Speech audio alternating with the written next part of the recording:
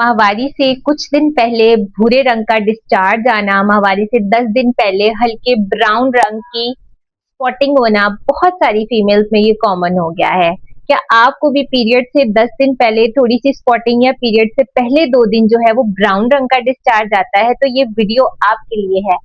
अस्सलाम वालेकुम, मेरा नाम है डाइटिशियन हफ्सा नजीर अहमद और आज हम बात करेंगे फीमेल हार्मोन्स पे, जो कि प्रॉब्लम आजकल मेरी क्लिनिकल प्रैक्टिस में भी बहुत ज्यादा कॉमन हो गया है और बहुत सारी फीमेल ये क्लेम करती हैं।